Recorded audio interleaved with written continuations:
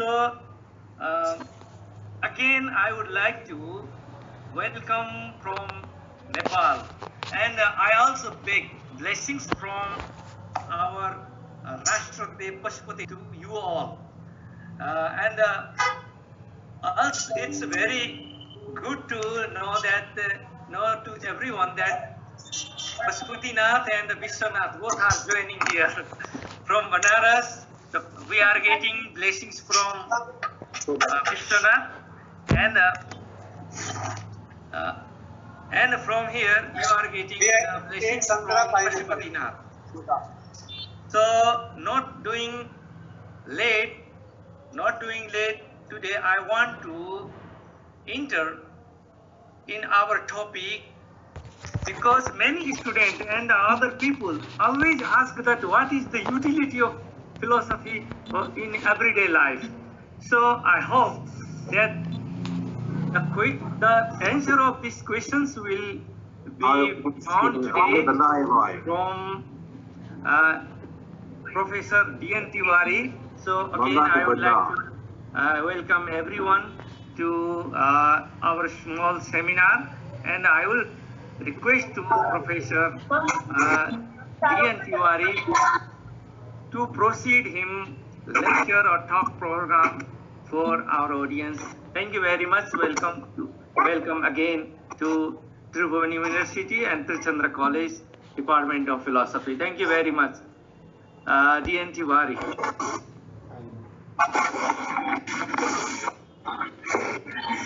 ओम वांग में मनसी प्रतिष्ठिता मनो में वाचि प्रतिष्ठिता भाविरा वीरमये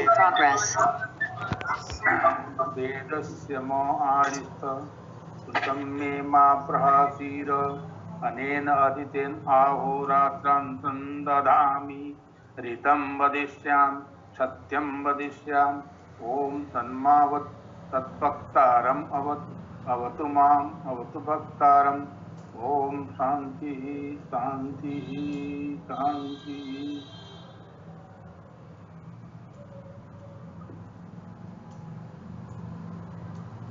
Respected Professor Govind Saran ji,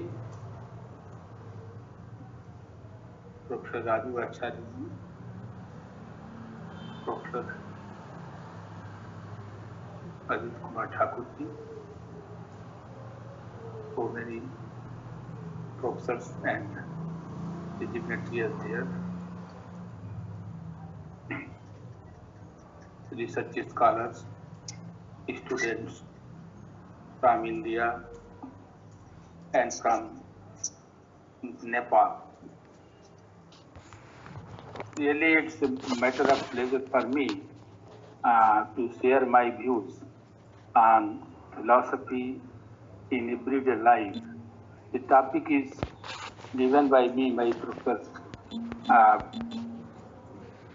Saranji, Govind Saranji. And I like this topic also because my aim was to popularize philosophy in every part of the world. Because recently, okay, Professor Govind Saranji, one clarification. Should I speak in English or in Hindi?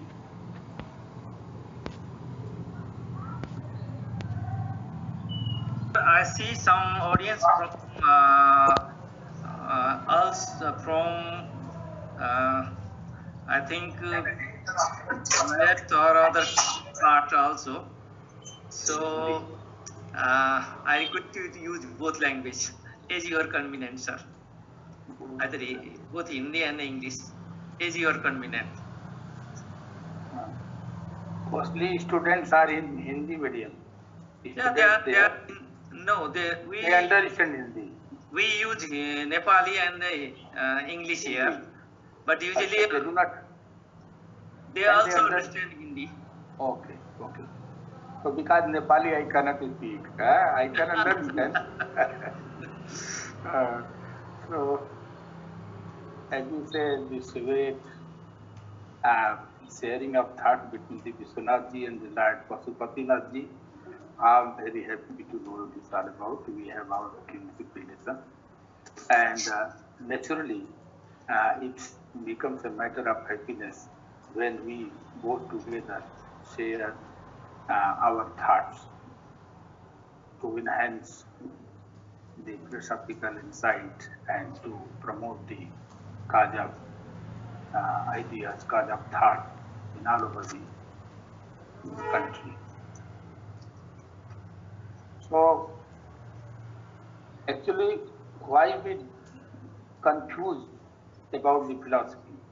And very often we quote from the philosophers saying that philosophy is this, philosophy is this, philosophy is metaphysics, philosophy is analysis of the ideas, thoughts, and so many ways philosophy is phenomenology and so many things. And you know,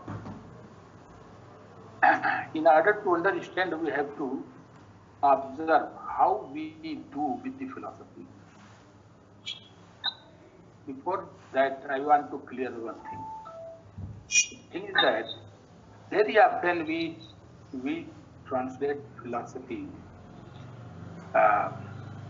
defines philosophy in terms of it is metaphysics, by which we present the whole universe into a unity, into a synthetic unity, and like that. But the thing is that we do philosophy of metaphysics, we do philosophy of ethics, philosophy of analysis, philosophy of science, philosophy of technology, philosophy of medical science. And so we are bound to think over what is philosophy. And I will let you know, then I will come to know the utility of the relevance of philosophy in day-to-day life. Very often we think that philosophers are those who are seers, who have vision of the ultimate reality, the God and all that. And Shankaracharya, Aurobindo, and so many seers and sages from both of the countries, they are only considered such philosophers. And we think that we are not philosophers. We are scholars of philosophers. We are teachers of philosophers and like that. But I want to make you understand that what is the point by taking which we can define a philosopher? Why we say that they are only philosophers and you cannot be, or a student cannot be a philosopher? So, in order to understand this, we have to see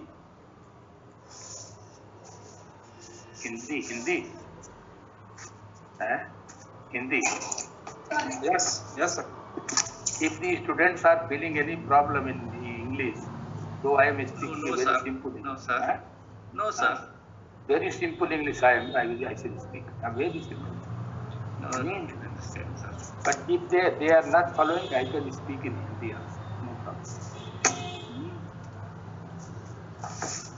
So we have to see. We have to see at least four factors to decide a discipline or to define also. What are the factors? The factor is what is the problem by which this discipline came into life, came into being. कौन सी समस्या है जिसके लिए हम philosophy करेंगे या करते हैं? What is its scope? Third is what is the method it adapts to unveil the problem. And what is its goal, purpose? So let us see what is problem. So it is the problem, whether this problem belongs to the everyday life or the problem belongs to the any discipline, science, mathematics, geography, sociology, anthropology, metaphysics, analysis. Whenever we confront some problem with them, we become reflective on it. We analyze that. we try to make agreement, universalize it, and then when it is resolved, we bring it into the practice. Bring it into the practice. So, the problem of philosophy is concerned with all the problems our mind confronts. And you know, we are rational beings. Why we are rational beings? Because we are self-conscious. And consciousness can become self-consciousness. Self-conscious only when there is some object for it to become self-consciousness. And the object is idea, thought. And the problem is also thought. This means all the problem is problem for a rational being. Suppose there is a wall behind me. The wall has no mind. It cannot confront with the problem. So there is no problem outside. There is no problem outside. The problem is not even for those who cannot think, who never confront with the problem, though they claim that they are rational beings. So all problems are problems at thought level. And if they are at thought level, we can very well analyze them, we can reflect over them, can clear them, and we can resolve those problems.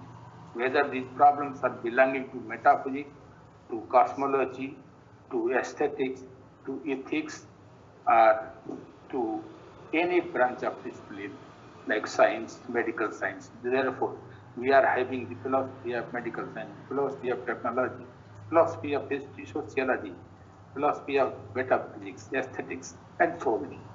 So whenever there is a problem, and the problem is confronted to our mind, we become self-conscious. We become reflective of, we reflect over that, we analyze that, we try to resolve that. And when the problem is resolved, we feel happiness.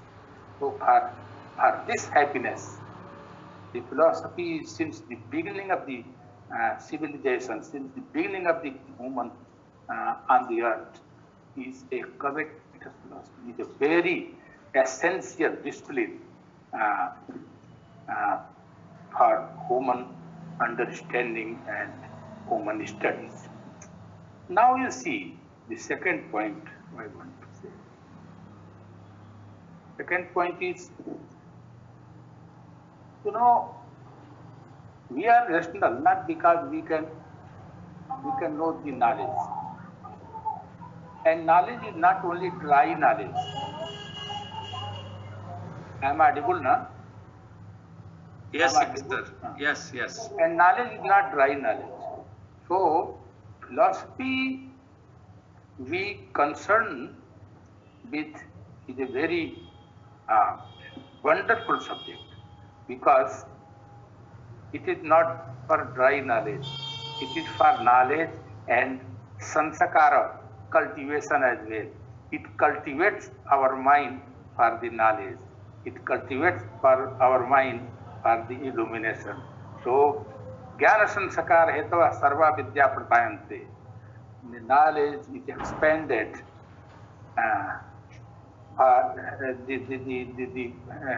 expanded not only for knowledge but for cultivation of the human mind also. So if the mind is cultivated, you confront with the problem. If your mind is not cultivated, how can you confront it? There are so many persons who live a very luxurious life, but who never confront with any problem. And they also claim that, oh, I am a rational being. But no, the rationality is judged not by the progress in civilization matter, but rationality is judged and is evaluated on the basis of the proportion of the proportion you are confronting with the problems. Suppose you are reading something, but you are not confronting with any problem. So you are not a philosopher. But when you are confronting with a problem, whatever you are reading, studying, or observing, you think over that, you try to resolve that problem, you analyze that problem to make it easier to resolve, and lastly you resolve that problem. During that, you are doing the work of a philosopher. At that time, you are a philosopher. So every student, even those who are graduates also, if they also confront with problem the teacher is teaching in the classroom, and they try to find out a solution to the problem, at that time they are doing philosophy for the clarity purpose. And they are also at that time, and moreover, it's very important to know that philosophy is not a constant practice. And no philosopher is always a philosopher. He is a living being like us. He lives the world of doing also, not only the world of knowing. So when one confronts with the problem, he thinks over that, he reflects over that, then he is a philosopher.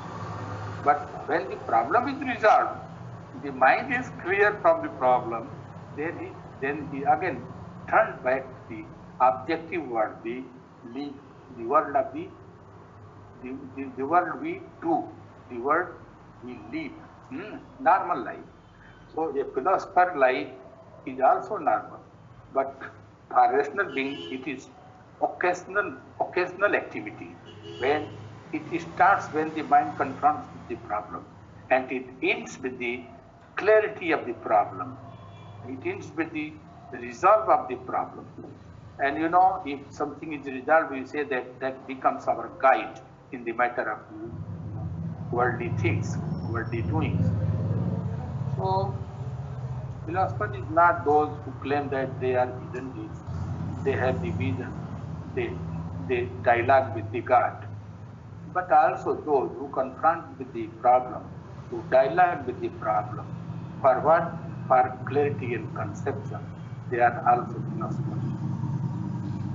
So I will not go into deep, but on this problem I come to the conclusion. On 2 points. The first point is that philosophy is for knowledge and for cultivation of the mind also. The second point is that it clarifies the problems, whatever problems we confront, whether it is from ordinary life or with some theoretical mind, we confront with the problems, we resolve that. So these 2 points are very important to understand the philosophy. And when these 2 points we do successfully, we then are philosophers. Everybody is a philosopher if his mind is self-conscious. This means confront with the problem, it becomes self-conscious, thinks over that problem and resolves. Otherwise, if you want to decide whether you are a rational being or not, the criteria is that the proportion you face the problem, you confront the problem, you try to resolve, in that proportion, your rationality will be decided. The second point is that about area, scope of the philosophy. So scope, you know, there is no aspect of thought of our mind that is not covered by the philosophy, because the problems are concerned with different aspects of life: physical aspect, transcendental aspect, aesthetic aspect, metaphysical aspect. So we face the problem. So this field is very wide, and we cannot narrow it by limiting to some field or to other, to metaphysics or to analysis or to other things. So it's a big,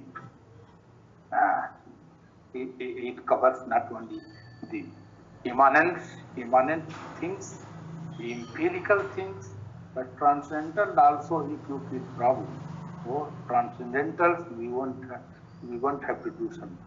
But if somebody is talking about a transcendental reality, and we can confront with some problem, that we do philosophy. Therefore, we do philosophy of religion. We are not religious persons. We are not religious practitioners in philosophy. In philosophy, we are doing philosophy of religion, not religion. So we teach philosophy. That is a different thing. But when we confront with the problems, we try to solve that problem. The theories we teach about the philosophy of religion. Okay? So it is not living the religious life. It is not the dogma of a religion except whether it is the dogma of God, dogma of prophet, dogma of book and all that. Our mind must be open. Open for what? To confront with the problems. Okay? So the third point is that philosophy keeps our mind free from our interests, our allegiances to so many things, to the world of doing, our infatuation with the things outside. So our mind must be free from these things which we passionately interested. So mind must be free from all these things, all these ideologies, all these theorization and everything, and then we think over that. But this does not mean that we negate or deny the theorization and theories and ideologies. Yes, they are. But if they are creating problem and our mind confronts with the problem, we have to think over that, and that at that time we are doing philosophy. So suppose one example I will take the concept of man. So everybody of us here, only 2 persons are there. No, what is it? Take the concept of man. So so many thinkers. Professor Govind Saranji can define man different way. A student can define man different way. Radha Krishna defines man different way. Rabindranath Tagore defines different way with the allegiance of his theory. This is in the constitution of their theory, that man is this. Man is infinite, but has the infinite potential like that. And Shankaracharya defines man different way. Ramanuja defines man different way. So everybody defines man different. But we all understand when somebody says man. Why? Because our mind expresses the concept. And when with the allegiance of our interest to our theory, we define it, we impose the man we know on our allegiances of the theory we are theorizing. So, to fix a concept in our system of a theory is conceptualization. But to know the concept as it is expressed is concept. So even an illiterate person knows what you want to say by man. He knows something by man. But when a scholar philosophizes man in his own interest, he has a different concept. So that is a conception. So concept becomes conception when it is set in the interest of the theory one is theorizing. Now I will not go much about what is philosophy, and the third is methodology. So very often we talk about methodology of philosophy. But the thing is that you will find most of the scientists, they also adopt the methodology philosophers have introduced. For example, you see, realism came and scientists also accepted the method of realism, method of epistemology, knowledge. Method of idealism, zero G and biosciences, they adopt the method of ideology to come to a conclusion from their scientific observations. And phenomenological method is also very famous. Analytical method, so many methods. This is. But the thing is that when you try to systematically confront with the problem, think over that, it may emerge a methodology itself, keeping the view of the audience whom I want to make understand. So sometimes philosophizing emerges some methodology. Sometimes we adopt some specific methodology to come to the conclusion. Both are true. So why we adopt a philosophical method to why we adopt a method for philosophy? Because you know philosophy has a purpose, and we have to reach that purpose. In order to reach that purpose, we must have a methodology. This is a few. For example, see, my purpose of philosophy is to clarify the some concepts, some problems. So I must adopt the analytic method. I will come to this. Must adopt the analytic method. But if I want to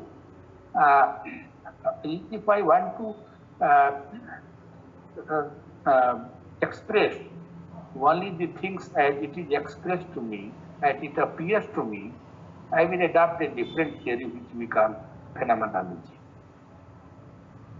We can adopt a critical method also, as Hume and others. By the criticizing, I will come to a conclusion, or I will let the conclusion open for you to decide. So, on the fourth point, the aim of the philosophy. So, you know, Indian and Western, both traditions, for them, the aim of the philosophy is to clarify the problems. Whether the problems are created by language, problems is created by our allegiance to our thinking, problem is created by the theories, ideologies, or problem is created by some other dichotomies. So, to clear them and to resolve them is our aim of philosophy. So, philosophy aims to clarify the concept as it is used in our ordinary practice and to make a problem resolved. This way, Western philosophy and Indian philosophy both mix together.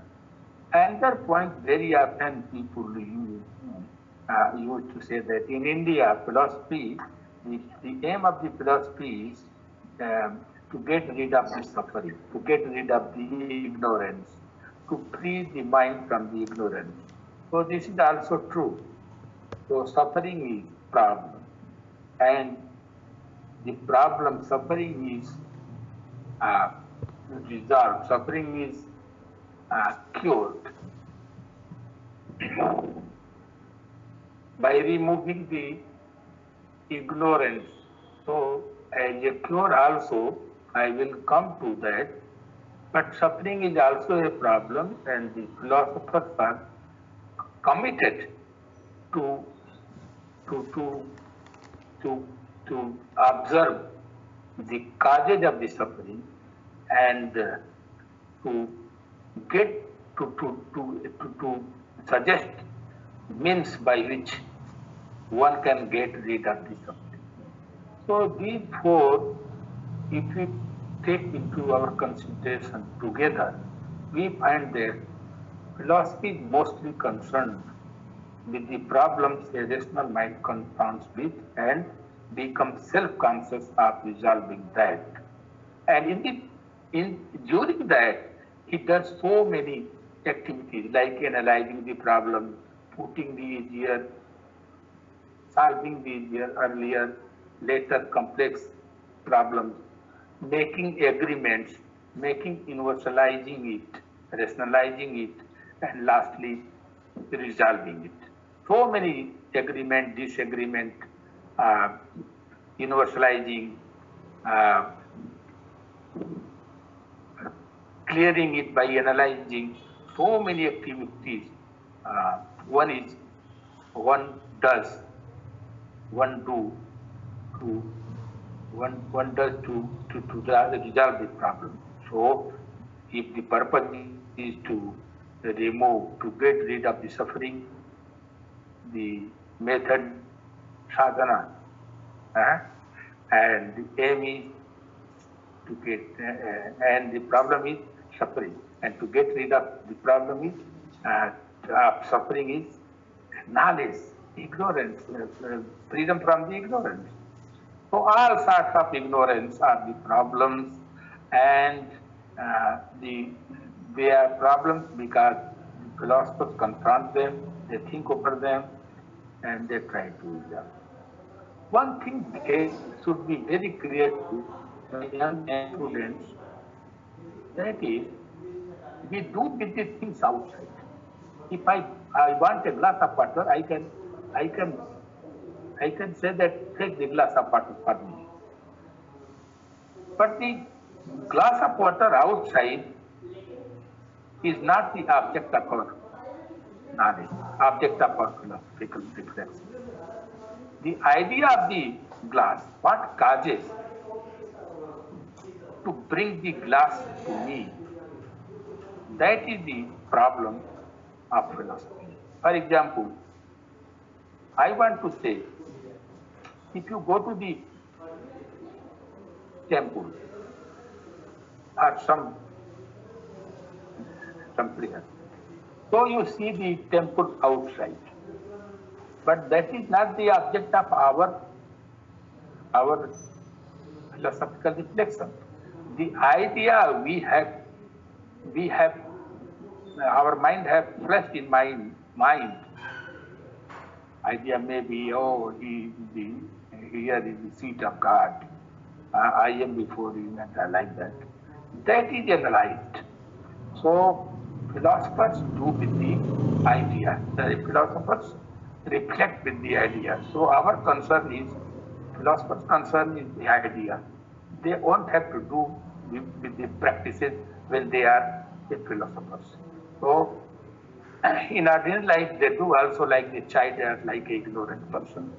But in philosophy, their object is the idea, the concept. So they think over that, and if there is problem, they clarify it, they analyze, and they resolve it. So I think that this much is clear to you. Now coming to, with this introduction, now I want to come to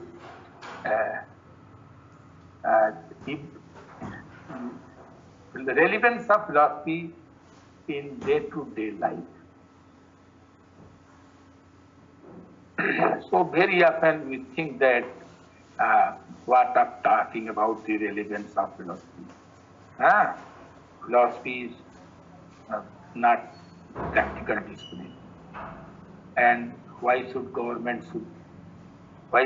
a government fund a discipline such as philosophy, which is non-productive, and so many things. Very often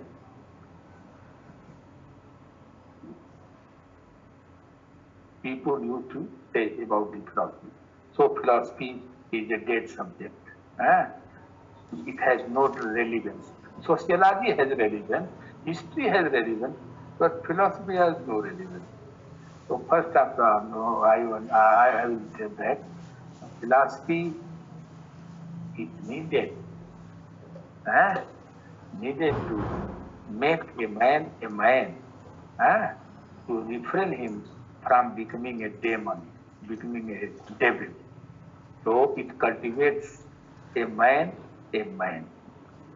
and it helps to clear his mind about everything, free from his own allegiances which he has acquired since his birth from his parents, from his society, and from the great books and other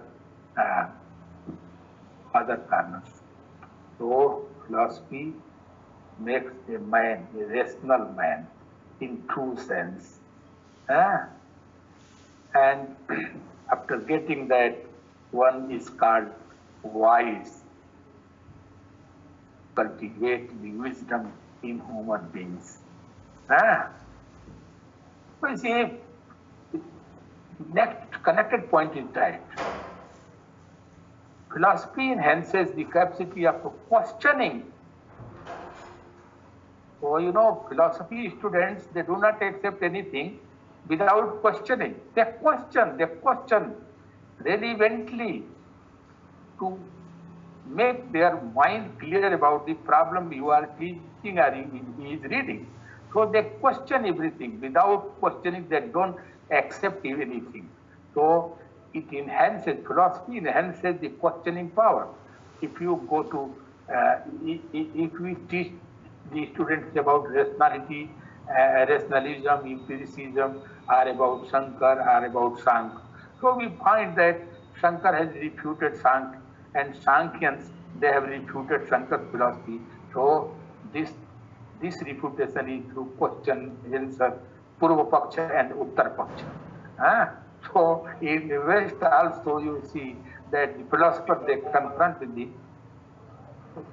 if some problem, then I can speak in Hindi. Professor, Hindi. आप बताएं हिंदी में बात करें.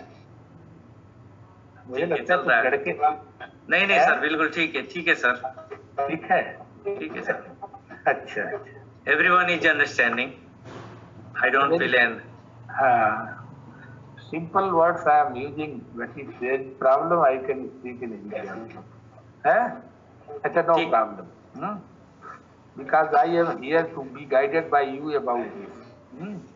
How your students can understand. Scholars can understand in any language. But the students, they may feel problem. I know. But if they are understanding, I think that that's good for me. Because I am here to make them understand. So now you see, my point is relevance of philosophy. So the first point I want to make is, I have already made that it cultivates wisdom. You know, Bharthhari, a noted grammarian philosopher, he says, the intellect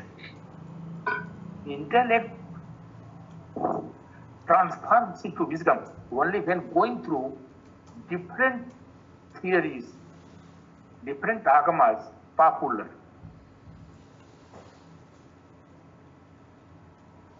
Meaning thereby that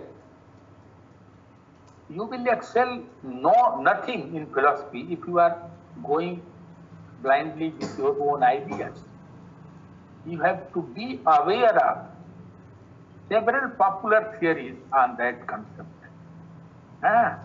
And if these popular theories are well known to you, then only your pragya can be culminated to vivek.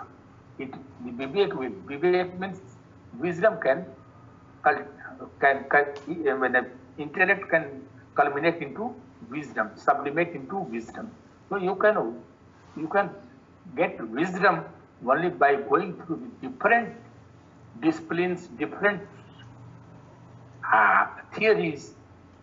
So the theories already given in the past, they are relevant, because unless you know what the great minds say about the concept you are doing with, your mind cannot come to the wisdom, cannot come to a clear consequence, cannot come to a clear result.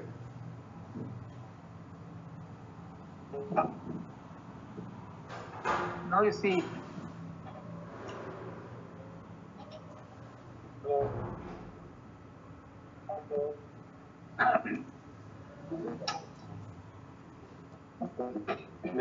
very popular in my writings from Vakyapadi.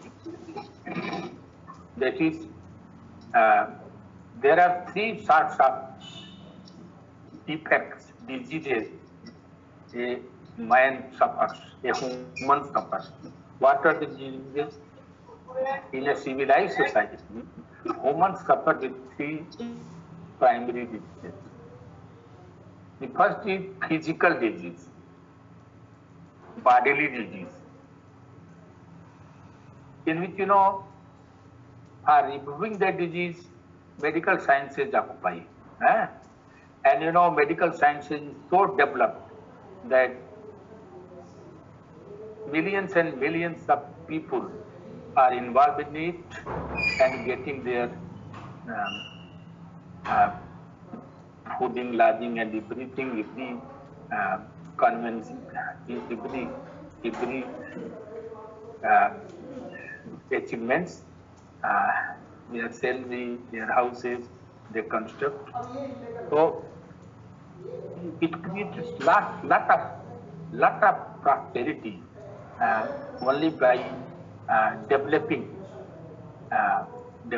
this kind of the remedy of this kind of suffering, physical suffering. The second is the suffering of the defect of the language. So the defect of the language is often tried to be removed by the language, linguistics, grammarians, and all that. They are always involved in saying that if your language is corrupted, your thoughts will be corrupted. If your thoughts will be corrupted, your culture will be corrupted. And if your culture will be corrupted, you will destroy yourself.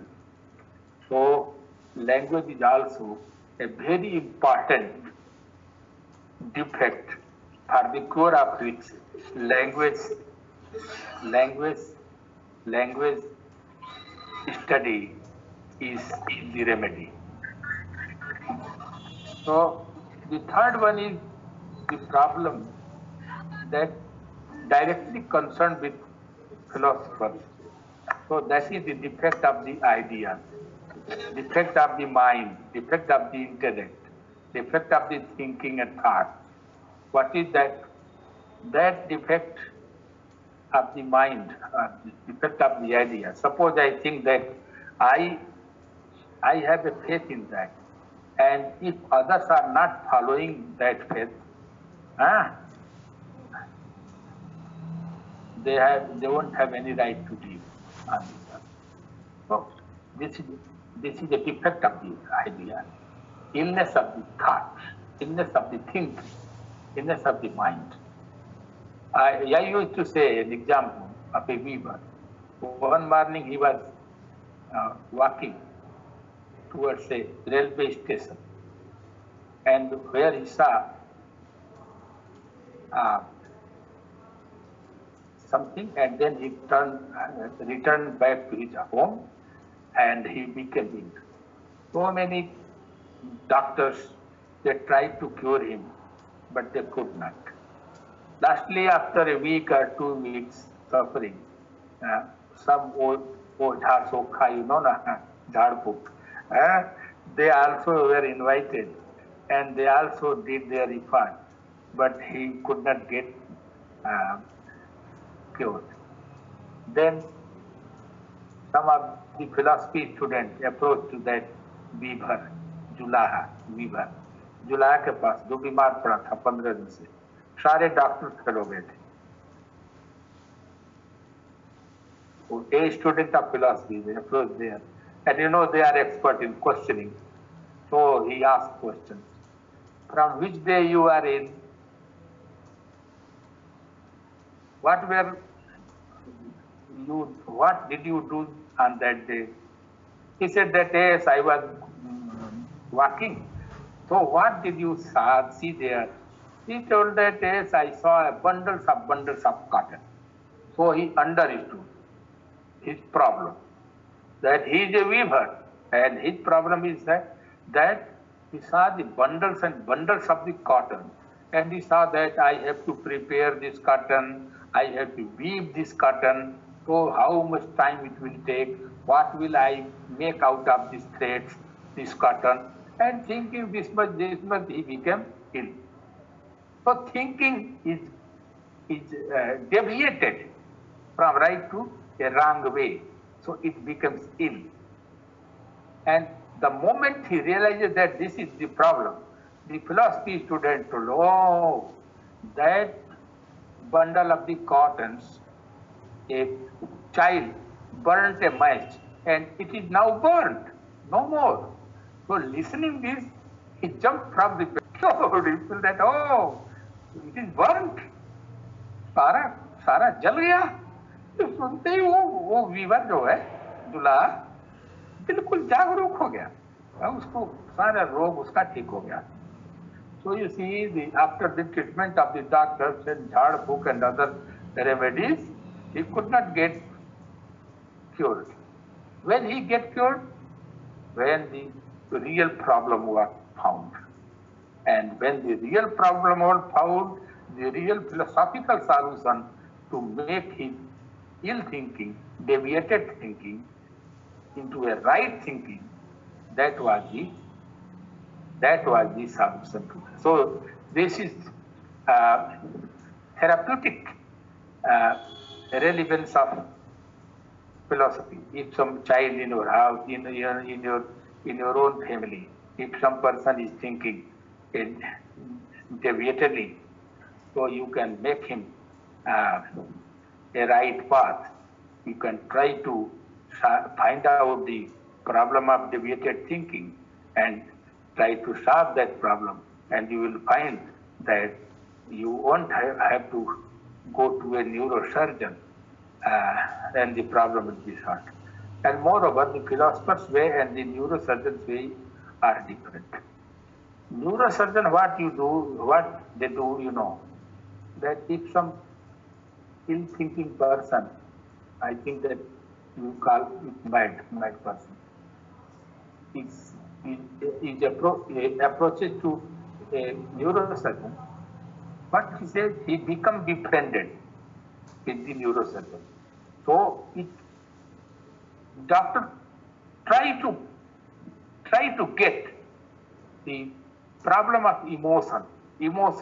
So for that he enhances his emotion to the extreme, and then lastly try to slowly bring it to the low.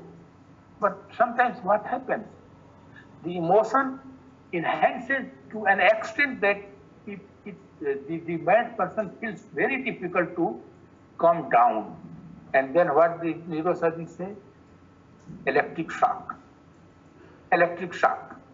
But philosopher's way is not risky. So philosopher's way is very simple.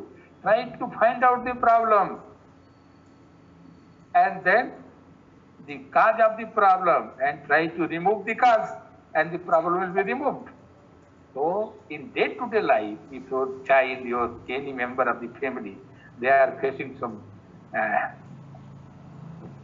ill-thinking problem, problem of some evil thinking, you have to try to find out the cause of the problem, and then you are a philosophy student, philosophy scholar, you can find out the solution for solving that causes, for removing that causes. And this is for correcting by means of talking and convincing, making agreement with that. Very often you say another problem you face in day-to-day life, in everyday life. That is the problem of tension in the family, quarrel in the family. So often Wives and husbands, they fight. Brothers and sisters, they fight. Children and fathers, they have their differences. And you think, what philosophy will do? But here philosophy works. How it works?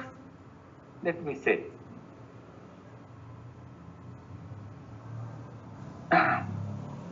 Suppose I have my differences with my wife. So I can, if I observe that, I can very easily understand that she is angry with me and therefore she is quarreling with me all the time. And now the quarrel comes to a position that she would not like to talk to me. She would not come before me. And so many problems become complicated. So it becomes very difficult to live in the house. But if you are a philosopher, you can observe. Oh, you cannot overlook. You have to observe and you have to involve. Oh, wife has some problem. So you can invite her on a cup of tea, sharing together, and then you talk. What is the problem? Why you are angry? If she says that this is a problem that you do not care about me, you care only about yourself, not about me. You do not understand me. But if you understand her problem and you try to satisfy her that no, this is the real position.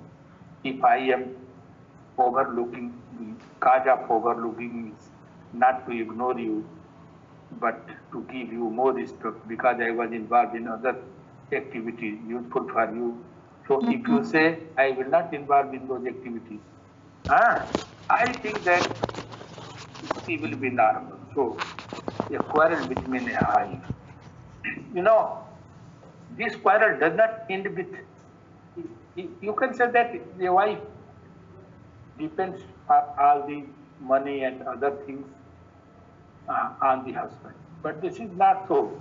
The society is growing and the wives are also educated and they are doing job, sometimes better than you, sometimes some inferior than you, but they are self-dependent. In spite that there is problem. Why? So they all are equally empowered. None of them are dependent on any. Still there is fight in the family. So a philosopher has to invite his wife, try to find out the problem and immediately try to remove that. I think that if they both will agree, there will be no problem, there will be only happiness in the family. And if the problem is real, then one has to accept that, hey, this is a real problem, but what can I do? Suggest. And I think that if she suggests something, you abide by that, the problem will be resolved, and there will be no family quarrel. So this is the philosophical method of trying to find out the problem, find out the causes of the problem, analyze the problem with talking and other means, and to resolve that problem. So this is philosophical method for resolving the problem in everyday life, quarrel between the brothers, between the members of the family. Very often the fathers think that they are superior to, they are father of the son. And if the son is angry with my some activity, oh, it is he who has to come to me, I am his father at all. But then the problem at both sides becomes dense, more wider. But if you are a wise man, you can invite your son on the table, you can very friendly talk to him that, oh son, I feel that you are not happy with me. What is the problem? So if he says that, hey, this is the problem with you, you think that we are need nothing in the family. You are the only whole on which we depend. So we do not. So if the father says that, no, you are my respectable son, I respect you as my son. If some ignorance might be there in future, there in past, there will not be any ignorance from my side in future, and I am always with you. I think that son will be very happy to cooperate with you to promote your activities in the family, to promote the cause of the family and all that. So if you want to exploit the resources, the powers of the family members, you have to be a philosopher in everyday life, so that there must not be a problem that separates the two, that make conflict between the family members will arise. And if it arises, you have a philosophical solution. So philosophy is very important, essential for everyday problem. Now, I think that sometimes some communal problems arise. There are two persons fighting. One says that I will not say Vishwanath. I will say only Pasupatinath for the Lord. So you will fight. Oh, why you are not saying Vishwanath? The Lord is only Vishwanath, not the Pasupatinath. You will say that no, Lord is only Pasupatinath, not the Vishwanath. So there will be a fight, and this fight may spread all over the Nepal and India. so many persons will be killed. Only because if you are a philosopher and you are there, it is your responsibility. It is you who is responsible for creating that communal riot, because you have not performed your duty well.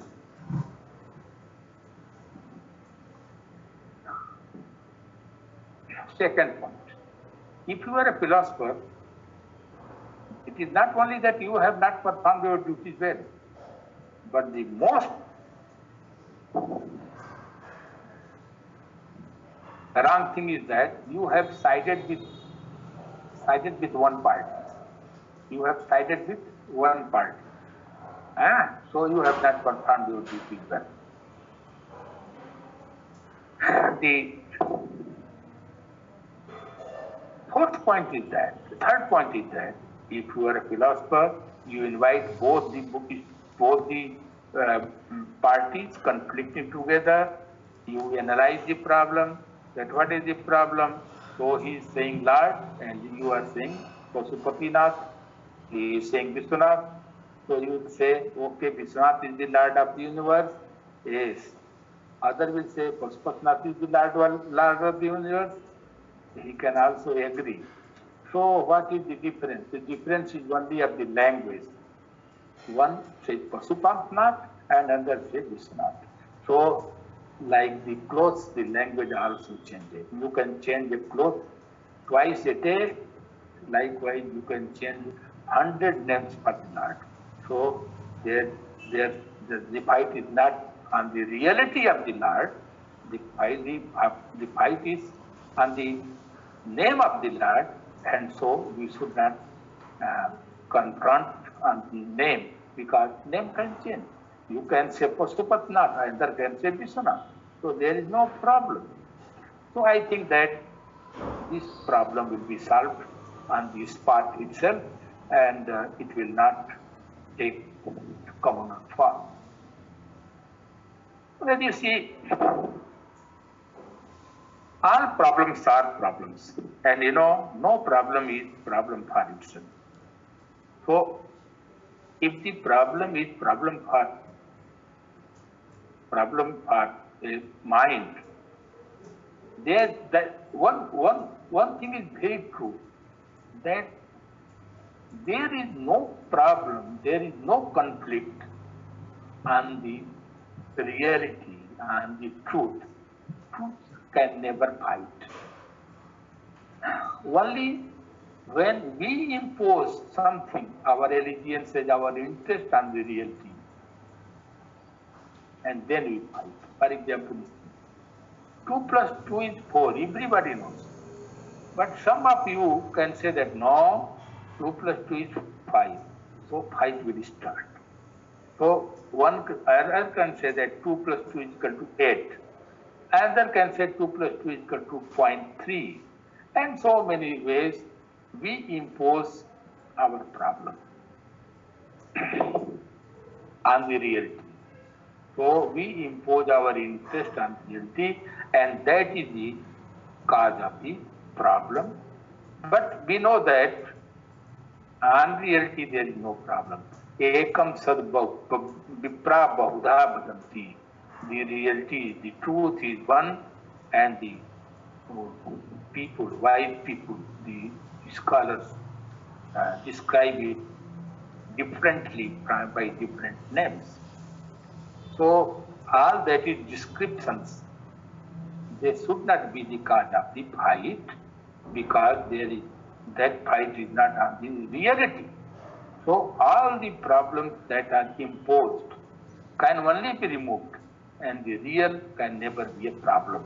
This is the very practical thing one should practice in the family, in the society, and try to separate the problem from the reality, and to make the other understand this is problem and this is reality. So if that is problem, that is not real. If that is real, there is no conflict. There is no conflict on the reality.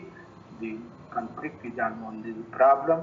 Your perspective of looking that, your view of looking that may be different. Others' view of looking at that same truth may be different. So the perspective should fight. They fight, but they should not fight, because okay, you can perceive me as a very honest man. Other can say that no, he is a dishonest man. So this is two perspective of the two persons. So let them fight. But what I am is I am. So by saying that I am dishonest, I do not become dishonest. By saying that I am honest, I do not become dishonest. You have to experience. It is your perspective that you impose on it, and you think that I am dishonest and I am honest. So perspective fight. This is the, for example, you know, in family. Suppose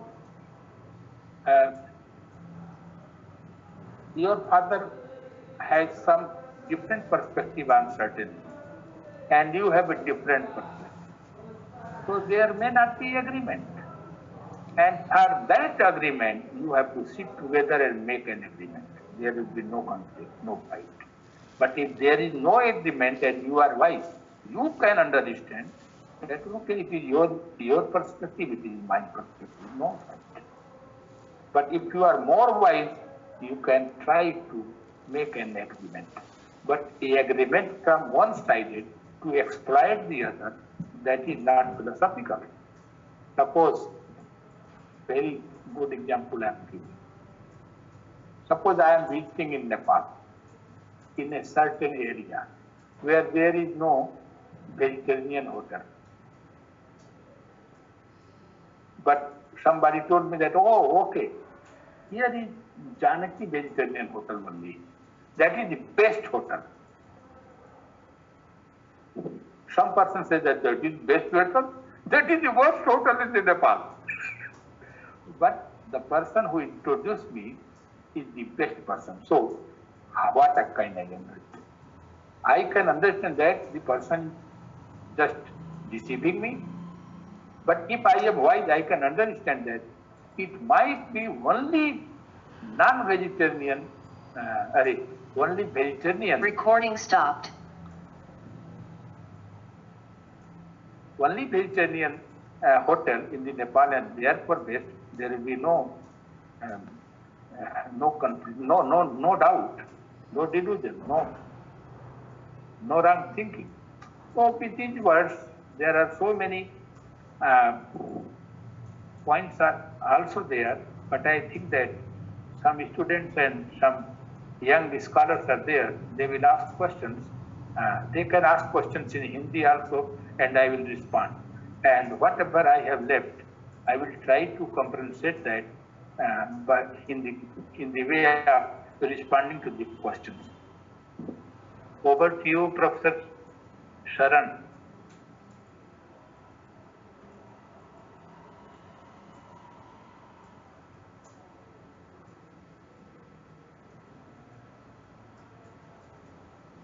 Over to you,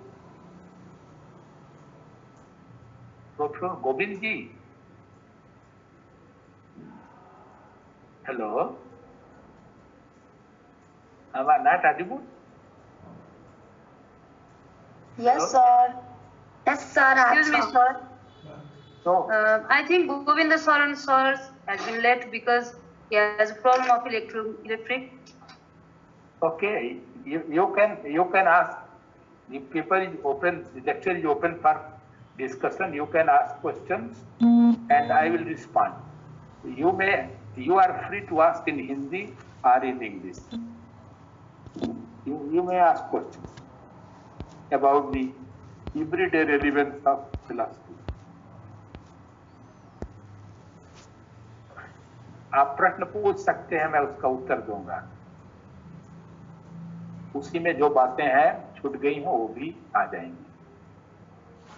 I have no questions, sir, and thank you so much for this beautiful session. I enjoyed it. Thank you. Other participants, they may ask questions. Everybody is free to ask questions about the everyday use of life. If they have any problem and they want to know how philosophy can help to come out that problem, they can ask.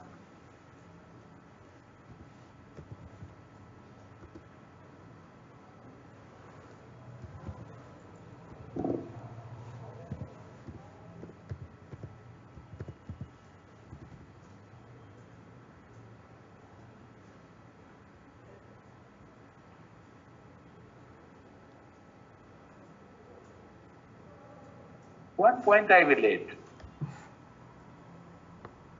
So far, you are not asking. In the present time,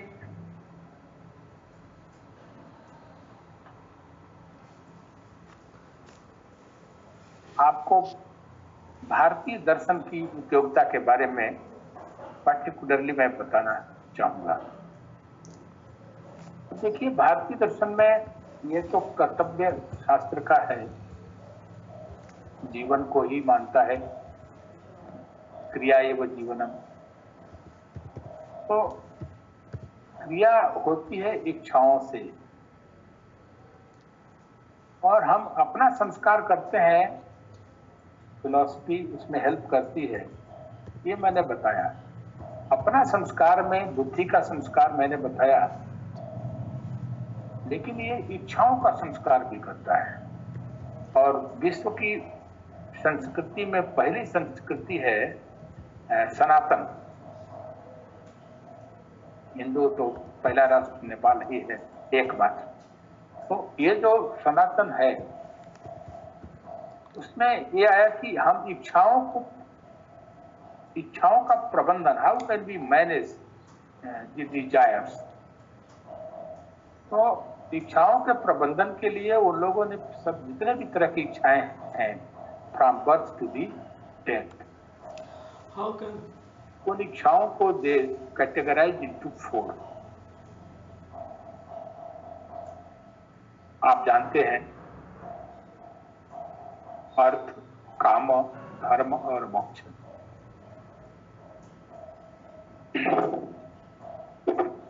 जितना धन, property, ये सब की इच्छाएं हैं,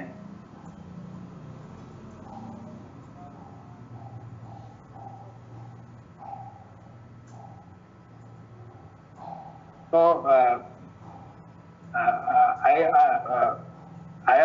expressing some views on Indian utility of Indian philosophy, some points, specifically Indian philosophy. तो हम अपनी इच्छाओं को किस तरह जिए? मैंने बताया कि how we can cultivate our man, how we can cultivate our mind, but how we can cultivate our whole life to sublimate it to the highest end, ultimate goal. And you know, ultimate goal is welfare. तो उसके लिए उन लोगों ने, जो हमारे ऋषि थे, उन लोगों ने इच्छाओं का प्रबंधन किया। सारी इच्छाओं को 4 कैटेगरी में बांटा। वो कैटेगरी है अर्थ की इच्छाएं, जिसमें जितनी भी तरह की प्रॉपर्टी है, बिजनेस है, ये सब ज्यादा आती है। दूसरा है काम की इच्छाएं, तीसरा है धर्म की इच्छा, और चौथा है मोक्ष की इच्छा। आप कह सकते हैं कि इसमें से 2 तो बेकार हैं, धर्म और मोक्ष की जरूरत नहीं है, किंतु मुझे सुनने के बाद एक इच्छा तो भी रहती है। लेकिन जितने तरह की इच्छाएं हैं, फ्रॉम बर्थ टू डेथ, उसको 4 कैटेगरी में बांटा है। अर्थ की इच्छाओं को पूरा करने के लिए शुरू के जो 25-30 साल की उम्र होती है, उसमें आपको पढ़ना होता है। Skill, you have to acquire so many skill and expertise, ताकि आपका कंधा मजबूत हो और आगे आने वाले जो 75 ईयर्स हैं उसको ठीक से आप जी सकें, आप गृहस्थ जीवन में घुस सकें। इसकी तैयारी का जो आश्रम है वो है ब्रह्मचर्य। क्योंकि कितना साइंटिफिक है, how we can manage our desires for a higher goal, highest goal. We can achieve liberation also by following, by managing our desires. तो जब आप ब्रह्मचर्य में हैं तो आपको केवल विद्या के लिए सारी इच्छाएं होनी चाहिए। You have to have the desires to acquire knowledge, skill, expertise from all the quarters of the quarters, जहां कहीं से हो, सब जगह से, ताकि आप इतने स्ट्रांग हो जाएं, इतने मजबूत हो जाएं कि आप गृहस्थ जीवन में प्रवेश कर सकें। और जब आप गृहस्थ जीवन में प्रवेश करते हैं पढ़ने लिखने के बाद, तो आप इच्छाओं को जीना शुरू करते हैं।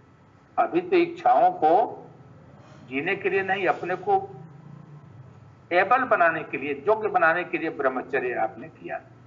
सारी इच्छाएं आपकी विद्या और बुद्धि बल की थी कि इसको मैं इनहेंस कर लूं, ताकि मैं अपनी इच्छाओं को जी सकूं। और इच्छाओं को जीना है तो आप गृहस्थ जीवन में प्रवेश करते हैं।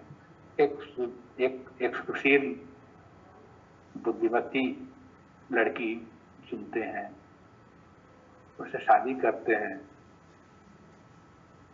खूब धन कमाते हैं, जितना कमा सको कमाओ, जितनी आवश्यकता है खूब कमाओ, जब तक पुरुषार्थ सिद्ध ना हो जाए, जब तक आपको ये न लगे कि अब धन कमाने की जरूरत नहीं है, धन कमाने की इच्छा हमारी हो गई है, तब तक आप कमाइए। जहां तक काम की इच्छा है, सेक्स की इच्छा है, तो शादी कीजिए, बच्चा हो जाए, बच्चा बड़ा पढ़ाइए लिखाइए, पत्नी को सम्मान दीजिए, जो भी उसकी इच्छाएं हैं उसको पूरा कीजिए। तो अर्थ और काम की दोनों इच्छाएं आपकी गृहस्थ जीवन में 25 ईयर्स में आपको पूरी हो जाती हैं।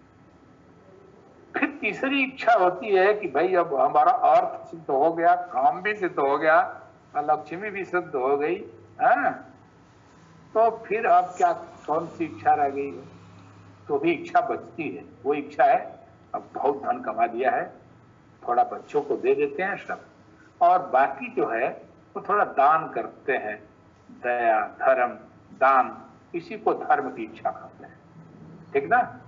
To donate something, to help something, to be generous to others, to help some others to come out from poverty, whether the poverty of the mind, poverty of the richness and all that.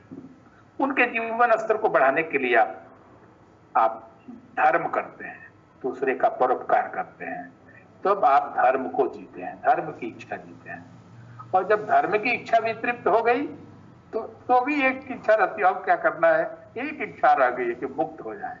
तो मुक्ति का मतलब क्या होता है, सारी इच्छाओं से अब हम मुक्त हो गए। All desires are satisfied, now I have nothing to satisfy, no desires to satisfy. तो आपको उससे मुक्ति मिल जाती है, दैट इज लिबरेशन। तो पुरुषार्थ जीते हुए भी आप by managing your desires you can get liberation. This is the philosophy, perhaps the unique philosophy contributed by the Sanatan tradition, great Sanatan tradition. अब एक बात होती है कि हमारे यहाँ एक और कंसेप्ट है सनातन में कि आपको सबके प्रति कर्तव्य है। एक प्रश्न उठता है, अगर ये प्रश्न पूछे आखिर मैं पैदा ही क्यों हो गया, तो if I am foreigner, if I am foreigner, तो हम कह सकते हैं कि oh my parents they enjoyed and I came out, I took birth, I take birth. ये तो बहुत ही घटिया जवाब होता है। अगर इस्लाम का होगा तो कुछ ऐसे ही जवाब वो भी दे देगा। दूसरी परंपराओं में भी यही कहेंगे कि I am an outcome of the enjoyment of my parents, माता पिता ने किया तो मैं पैदा हो गया। कुछ लोग कहेंगे कि भगवान को Recording in progress. भगवान ने जन्म दिया तो मैं आ गया। लेकिन कोई ये सब दार्शनिक उत्तर नहीं है, कोई थियोलॉजिकल उत्तर है और कोई जो है वो बायोलॉजिकल उत्तर है। बट फिलोसॉफिकल उत्तर क्या है?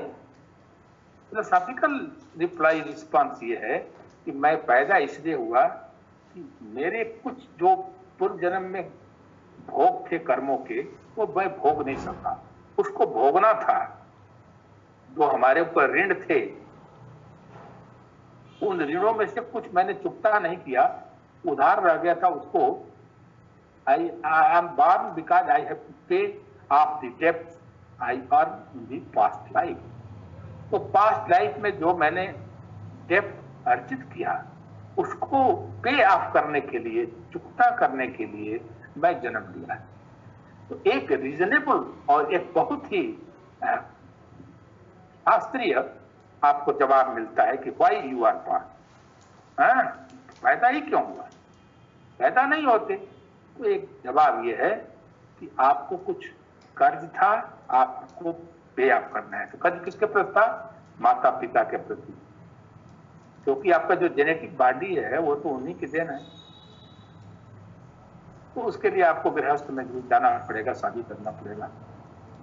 तो शादी से कोई एक्सक्यूज नहीं है, हर आदमी को शादी करना चाहिए, ये कहेगा, क्योंकि आप you have to pay off the डेब्ट you earn by your parents, forefathers, mens, पूर्वजों से जो कर्ज है उसको चुकता करना है। तो आपको you have to get marry, you have to get birth of a child, शादी भी करनी है, बच्चा भी पैदा करनी है। ये जो ब्रह्मा की सृष्टि है उसमें सहयोग करना है भाई। तो ये एक बहुत बड़ा संदेश है, मैसेज है, and that is universal message. दूसरी बात यह है कि भाई हमारा कुछ जितने भी प्राणी हैं, फल है, फूल है, पेड़ से मिलते हैं, पौधे से मिलते हैं, सबको लेकर के मैं बड़ा हुआ हूं। तो सबके प्रति मेरे कर्तव्य हैं और उनको, चिड़ियों को दाना देना, किसी प्याज को, मछली को भी, सबको खा के बड़ा हुआ हूं। तो मेरा भी कुछ ऑब्लिगेशन है, and I have to pay of them, that is my obligation. मेरा कर्तव्य है, ऋण है, उसको चुकता कर रहा हूं। पक्षियों को भी खाना देना हूं, पशुओं को भी दे रहा हूं, वृक्ष को भी पानी देता हूं। तो इस तरह से I am paying off the डेब्ट आई अर्न टू द भूत, दैट इज कॉल्ड भूत ऋण। तीसरा है, और भी है, लेकिन तीसरा है भूत ऋण, अरे ऋषि ऋण।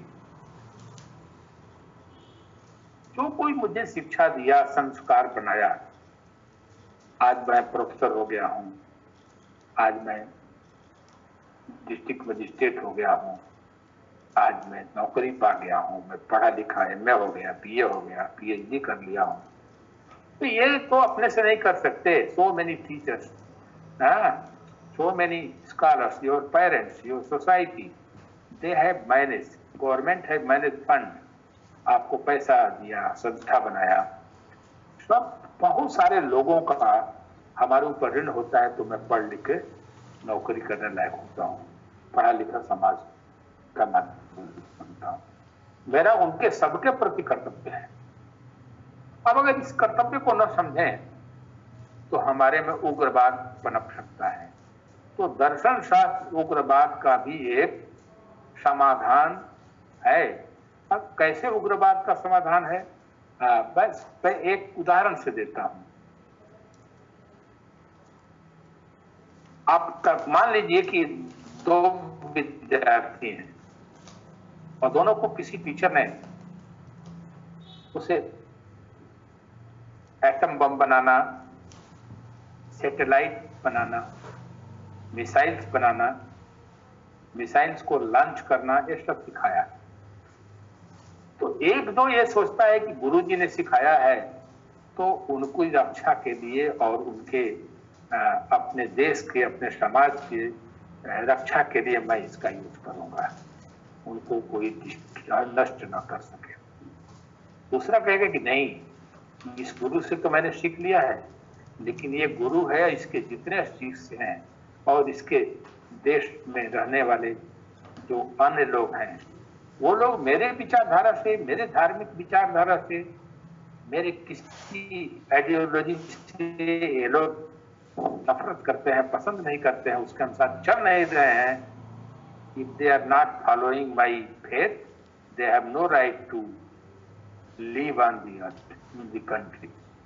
वो अपने गुरु से जिससे उसने ज्ञान प्राप्त किया, वो उनका डेप्थ पे आप करने के बजाय वो मिसाइल चला सकता है, उग्रवादी बन सकता है। तो इस तरह से उग्रवाद का भी है फिलॉसफी एक रेमेडी।